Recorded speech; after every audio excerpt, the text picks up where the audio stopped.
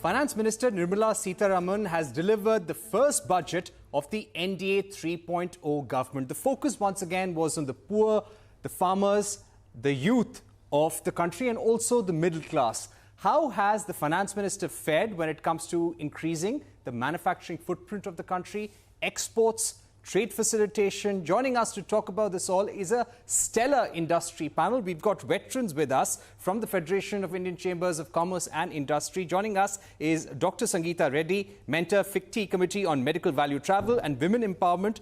Also, the past president of FICCI and joint managing director of Apollo Hospitals. Subhrakant Panda, immediate past president of FICCI and managing director, Indian Metals and Ferro Alloys. Rajan Bharti Middle, past president FICCI and vice chairman of Bharti Enterprises. Sandeep, Somany, chair FICCI Task Force on Ease of Doing Business and also managing director of the Somany Group, past president of FICCI as well. Thank you very much, ladies and gentlemen, for joining us. Mr. Reddy, if I can begin first with you. How do you think this budget does when it comes to unleashing the animal spirits of the economy? The economic survey had said that it's now important for the private sector to invest more. This is where we've been lagging. Also, in terms of job creation, it is only the private sector which can create those jobs for the future. Today, we've heard of 3 schemes for generating employment, incentives, something that the industry had been asking for, ELIs, that has been announced. How do you see the government's push towards manufacturing and making India a manufacturing hub for the world? So I think overall, Parikshit, we're looking at a good budget. It's a budget that promises continuity. There's a surety. There's an ability to look at every critical segment, from agriculture to youth to employment generation, critical manufacturing, and each one of these have a complementary effect on each other. There is an underlying messaging of rationalization of the tax regime. There's a simplification. There's an enhancement of productivity. So I think it ticks many boxes, and therefore, as corporate India, we should all say, yes, we're happy we're on the road to success. We acknowledge being the fastest growing economy with great headrooms for growth. And this budget will enable that growth in many forms. There is, of course, the underlying aspects of what was announced earlier on research and innovation. We appreciate those points. There is the focus on women, which I must call out, and that's significant. So overall, I would say as an opening statement, this is a budget of continuity. It's comprehensive in its approach, and it does have the ability to encourage and make the middle class enthusiastic. Approximately up to 17,500 rupees going into their hands will fuel consumerism, which will then assist manufacturing. And of course, infra has the continued push. Right. So many ticks. All right. When it comes to infrastructure, Mr. Somany, the announcement that was made in the interim budget, the government has been in line with that. There is no change in the infrastructure capex per se. There was a demand from the Federation of Indian Chambers of Commerce and Industry to increase that outlay. So is there some amount of disappointment on that front? No, I don't think so. You know, the Honorable Finance Minister laid out a roadmap some years ago, and she's sticking to that roadmap. They have been spending a lot of infrastructure. In fact, the government has been front-ending capex over the last few years, if you know. And frankly, they are continuing to spend on infrastructure. There's a lot of thrust on rural infrastructure. There's also a lot of thrust on urban infrastructure. Of course, there are partnerships with the state, and the states also have to, put in a certain amount of capex to improve their respective infrastructures. I think if you look at the statement of the Finance Minister, it's very clear that the continued focus on infrastructure remains and is here to stay. So I think that's a positive move, and I think it's not a one-off move. It will continue to be the focus in the next few budgets too. Right. Mr. Panda, if I were to ask you about the focus on critical minerals. So there are 25 critical minerals which will be exempted from duties altogether. This is to push manufacturing of niche technologies in the country. Does this give an impetus, so to say, to industries like yours? So, Parikshit, when we look at the manufacturing sector, there are clearly niche areas, like you said, which are very dependent upon these critical minerals. And barring one or two, India, unfortunately, as of now, at least, doesn't, have those resources, which means that we are reliant on imports.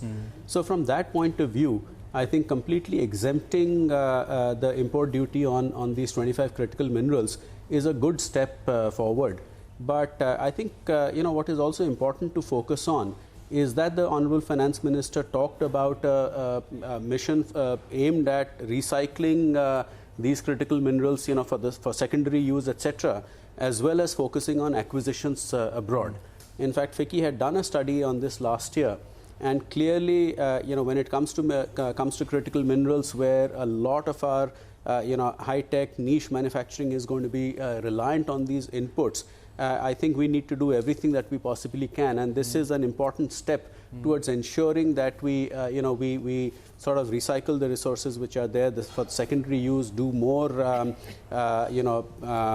exploration for any of these minerals which might be there in India, and of course look at acquiring assets abroad. Right. Mr. Mittal, when it comes to telecom equipment, also mobile phones, the government has decided to increase the basic customs duty on specified telecom equipment from 10 to 15%. Now, this includes motherboards, PCBAs.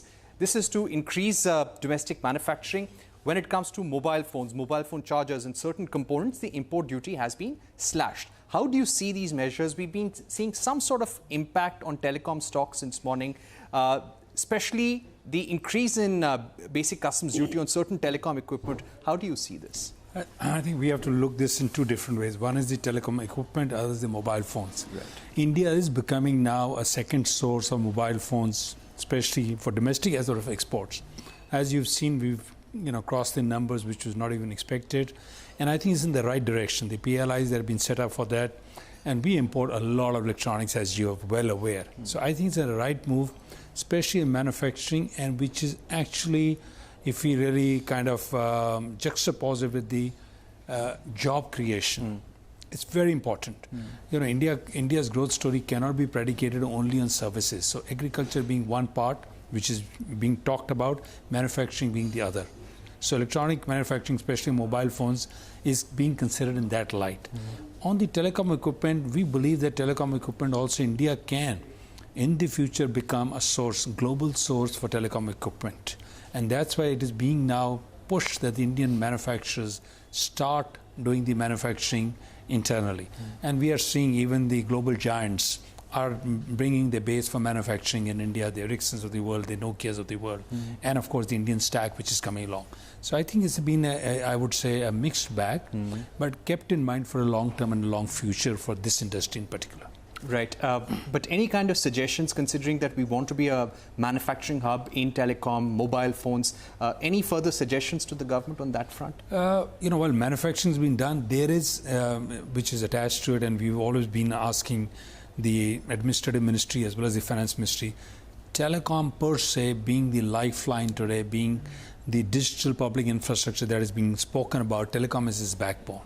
We believe that the telecom levies are far too high in this country.